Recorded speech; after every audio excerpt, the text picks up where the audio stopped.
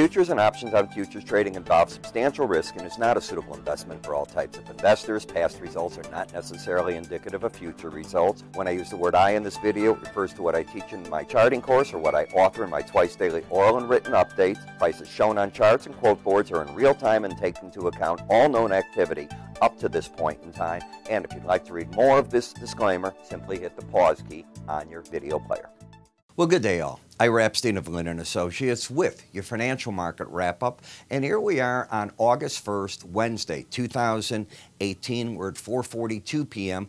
Central Daylight Time, about 3 minutes before they're going to wipe the boards. So another down day, and it's all about China right now. The Fed did nothing. They kept their interest rates exactly where they were. Nothing big happened there. And you can see the bonds down 24, the notes down. The Fed is very much on track for the September hike, and then December is still very much in play. But the day was about the increasing tension between China and the U.S. It appears we're getting very close with Mexico on resolving trade issues on cars, the wages, the value added, what it's all about and that.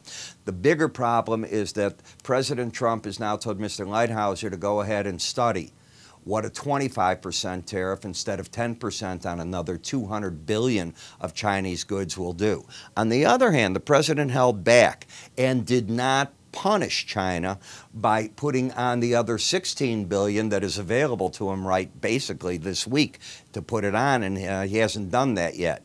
So it's a measure of telling China that, yeah, you can lower the value of your yuan to offset some of this. How are you going to offset a 25% tariff on everything? Basically everything. That's going to be the difference, and he'll kick up the numbers. So come to the table and talk, or things are going to get even worse. That had a bad impact on the metals. Yesterday, copper was hoping for a revival of trade. It was up $4 cents yesterday, down 8.5 almost today. You can see most stocks down. Obviously, the NASDAQ impacted by Amazon earnings. Was it yesterday, Amazon? I think so. And looking to see how good everything else is all over the place. Tesla today came out, surprised people. I think their numbers were better. I'm not sure it was Amazon yesterday, but it was Apple. I know what it was. It was Apple. I knew it one of the A's. And that kicked up the market, and it's going to be a $1 trillion company from the looks of things. But as we go to the S&P 500, you can see how the market came all the way up here. But for the week, we're still down 6.75 points. When you look at this chart, the question is, what is this? And I don't know, okay? If the market starts taking out this area, this chart gets real ugly real fast. You got to be very, very careful. Some traders are going to say, gee, we're building a head and shoulder formation. I can see that too. Problem is, when I look at clouds in the sky like chart formations, one day they're this, the next day they're that. For that reason, I go back to math. And what we have is a pattern of lower highs. We have lower lows in the market. That is a bear pattern. That's offset by the market staying above the 18-day average of closes. But the first close under that puts the bears back in control of the market. Right now, even though the trend, as I define it, by lower highs and lower lows is in place, it's offset because you're over the 18-day average of closes. While this is all going on, the Bollinger Bands, which are an algorithm designed to keep the market trading within them 95% of the time, have come down and up, and they're starting to go sideways. So it's a market that may just end up going either way, but not breaking out of them at this point. Momentum has turned down and continues to point down in the market as well. In the NASDAQ, the trend is down. You've hit your price objective right through here, and the market is rallying a bit on that news. However, I would expect the bears to step back in around 73.48 if you get out of an oversold condition, which means you've got to get the number over 30 in the slow stochastic. In the Dow Jones, you lost your embedded reading, and as I said, when you lose an embedded reading, which means the two numbers that make up the slow stochastic are going sideways over 80. When that occurs, prices often come under selling pressure. And the reason is you were in a bullish configuration. Now you're coming under the selling pressure. Often, I'm not going to tell you always because it's not accurate, often price and the 18-day average try to come together when that occurs.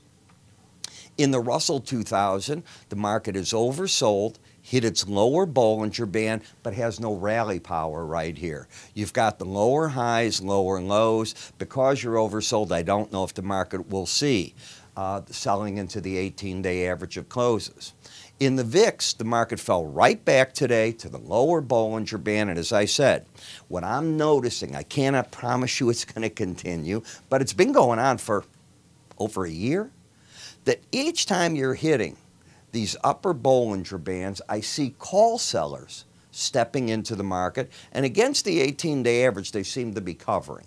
If the market goes down to the lower Bollinger Band, I'm seeing the put guys. Take a look yourself, and I think you'll see what I'm seeing in there. Now, that doesn't mean that selling calls is an easy task. I mean, it's, you know, there's a lot of risk. I don't know if putting on selling one call, getting another lower call against it in some manner is a better strategy because there's costs involved with it all. But that is the pattern I'm seeing regularly. In the bond market, as the market got down today to the lower Bollinger Band, the market got down today to 141.27. There's another number here called a window envelope that I don't show on this. I was telling my subscribers, expect to see short covering down there, and that's pretty much what you got. But you have an embedded reading. That rules the day. Short covering is one thing, but I think you're also going to see new selling in these markets. Same thing in the 10-year notes. You've got an embedded reading. An embedded reading occurs when a market gets down and the two numbers that make up slow stochastics go sideways under 20 or sideways over 80 for several days in a row or more. That's often accompanied by the transition from oversold to locking in either a downtrend or an uptrend, in this case the downtrend, and that often pushes the market to the next objectives. We were not looking for much of a rally in these markets either. But with the Fed action today, what's been happening is TLT, the popular ETF on interest rates, it's got the pattern lower highs, lower lows. Look at how it's reaching for that lower Bollinger Band again. I mean, everything on these interest rates that I'm seeing are still bearish. The dollar is stuck almost every day, hitting the 18-day average in a virtual sideways action move. The eurocurrency is the flip-flop. It's a mirror of it, and more times than not quite as much as the dollar index. It too is stuck right here with the sideways action. Sideways action leads to breakouts. The longer a market trades sideways, the bigger the eventual trend break out of it. We'll have to see which way it goes. Tomorrow morning, we're going to get the Bank of England's announcement on monetary policy. Even with the market expecting them to raise interest rates, you're not getting a bounce here. And it's because one of the economic consuls there has come out and said that if Brexit goes sloppy, the bank might have to reverse course and start lowering rates again. So this could be temporary. It's a chop city trade for traders in that British pound. In the Japanese yen, I think there was a certain amount of buying off again the tariff issues taking place with China. The market's very much in a downtrend, lower highs, lower lows. All it did is pull back to the 18-day average today. When you go to Bitcoin, as I said, you lost the embedded reading, which often leads to price and the 18-day average making a run at each other. You've got also lower highs, lower lows. So the uptrend was broken. The bias, because you're over the 18-day average, is up, but the momentum is saying price and the 18-day average are likely to come together. They don't have to, but they're likely.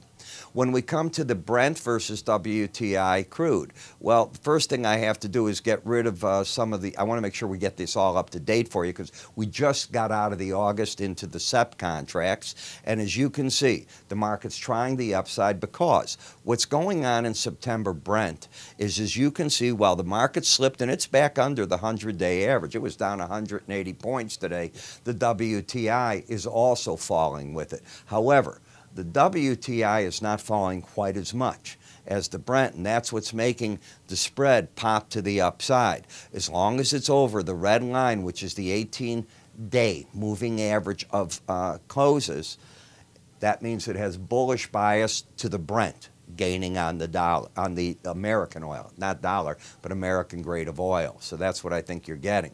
In the rebob gas, you've had what we call a vertical price rise. Let me point to it. That's it. Then you made this pattern of a higher high, but you still have a lower low.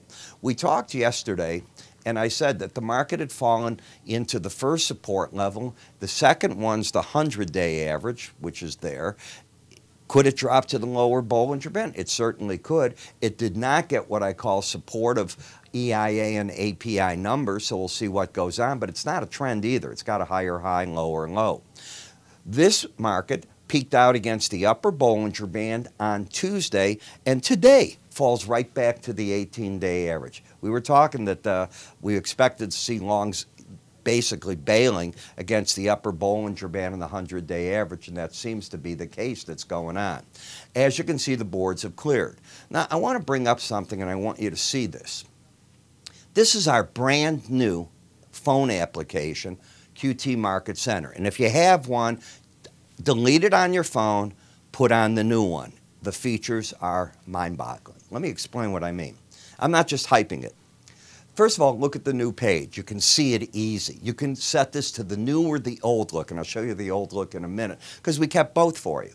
But on this, on one page, you got your high and low, the time of the trade, is the market up or down by how much and how many contracts just traded at a specific price. So I think that is great in itself. Then, what you do is you can customize, of course, your own quote pages. You can tap a symbol at the bottom to do a number of different things, charts, other information, the news on that market. You can place orders if you have a trading account with us right through the phone, right through there. Now you can do something that we didn't have before, price alerts. So the market, if it's hit, it's going to notify you when this is hit. And obviously, you can have the later live quotes, so you can work with that in the way that fits you and what your trading style is, but it's going to tell you what you've got. Then, you know, with all the voice control going on over everything, be it Echo products, all these Google products that are out, we decided to get into it. You can say corn quote, wheat chart, energy news, show me a farm journal form if you get farm journal with it, show me my messages. It's all in there, everything you want. But what's so cool is, let's assume that I elected to say, show me weather.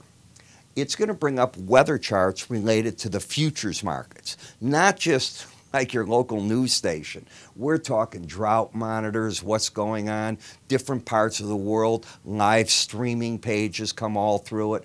I think you're going to really like it, especially if you're a grain trader. Now let's assume you said, I want to listen to my quote page. Current prices. E-mini S&P 500 September is up 2.25 and last traded at 2,000. That's what makes this so cool. Then, if you're a grain trader that likes crush quotes, and you know what I'm talking about on a crush, it's here. But there's more. There's a lot more that we've done to it in addition to all this. We didn't just give it a new look. We did a lot of work to this. Receive messages from me when my emails are available. You watch when my video is done. Here's the old look of the quote page. We kept it. A lot of people like that. But you can go by category and see what you like as well.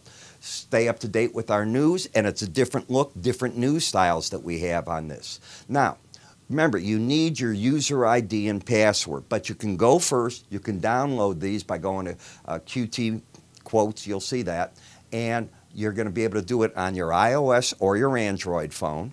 You'll get your password and user ID by either calling my staff. You can also go onto our website and sign up for it, and you can come up here. I think you're going to be amazed at what it does. Driving in a car and you're listening to your quotes instead of having to look over at a screen and kill yourself, it's pretty cool as to what you can do. I'm Ira Epstein. You have a great day, and I'll talk to you all tomorrow.